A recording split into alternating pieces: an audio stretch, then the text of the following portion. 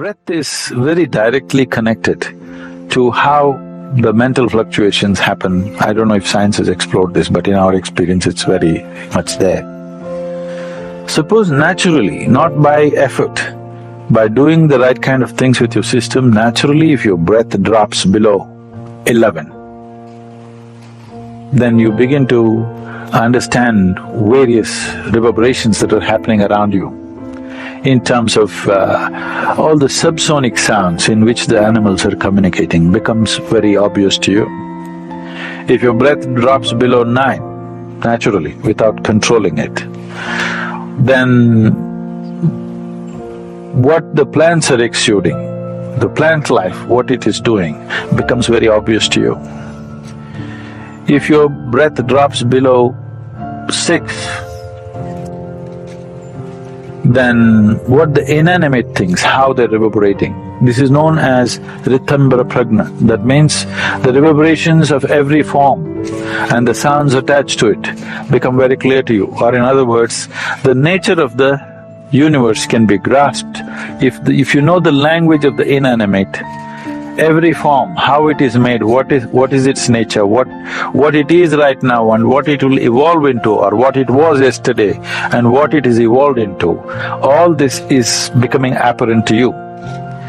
As the concerns of survival recede, human beings will naturally evolve into perceiving higher things.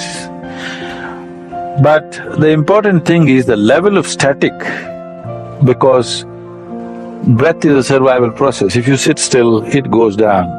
The more still your body becomes, the less you breathe.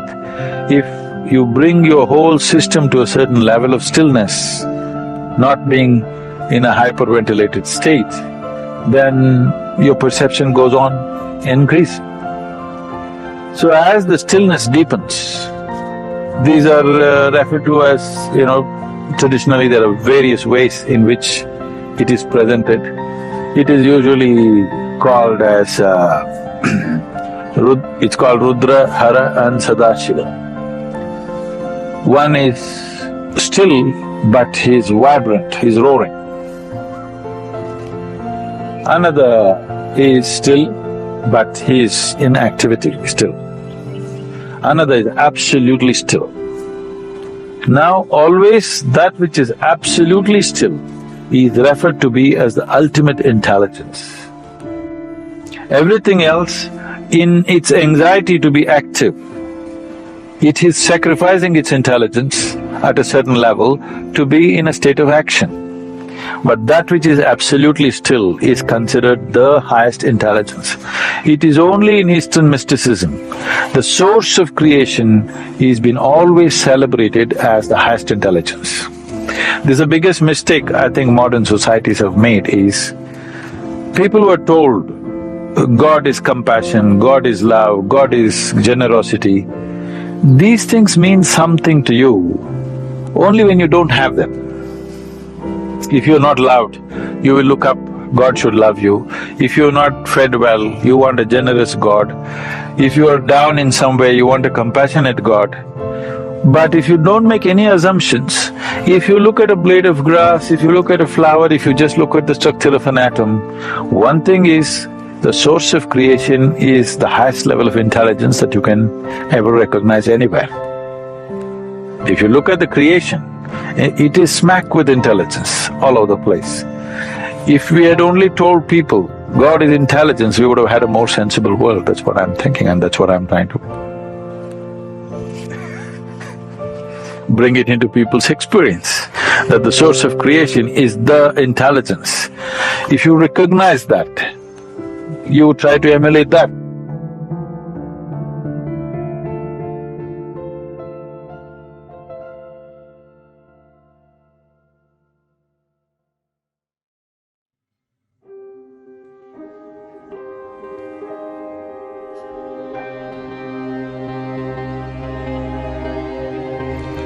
No other word has been misused more than the word God. This word God has been misused for thousands of years that it has lost its true meaning. It has lost its real essence. It is this misuse only which has given birth to absurd beliefs, which has given birth to ridiculous ideologies, and which has given birth to egoic delusions like my God or our God is the only true God. Your God is false. Isn't this ridiculous? And what can be said about Nietzsche's famous statement, God is dead? Just think about the state of mind from which this statement has come. People have forgotten that it is just a word that points to something which cannot be put into words. The word God is like a finger pointing to the moon. If somebody uses his finger to point at the moon, if somebody uses his finger to show you where the moon is and you break his finger, what would that mean? And this is not a hyperbolic statement. It is not an exaggeration at all. Finger is not the moon, it is just a pointer. Finger has nothing to do with the moon.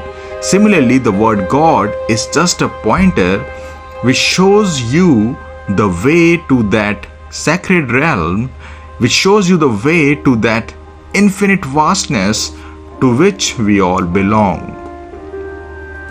It is because of this that I rarely use the word. But let me share with you what I really mean by this word. For me, God is the one consciousness that pervades the entire creation. And it is of the nature of pure intelligence. In fact, there is no other better word which can describe that reality which is beyond the body and mind, which is beyond the intellect and mind, than the word intelligence. So God is nothing but consciousness which is of the nature of pure intelligence. Now a question must be arising in your mind. Alright, we understand that God is consciousness, God is intelligence, but can He be realized? Can He be known? Of course, God can be realized, God can be known, but not in the sense you know things of this world. God is the very essence of who you are beyond this body-mind complex. God is the life that animates this body-mind complex. God exists in you as you. Yes, God exists in you as you. And how can He be realized? Bible gives the beautiful answer to this question. It says, "Be still and know that I am God." This is how you know God. How? By becoming still.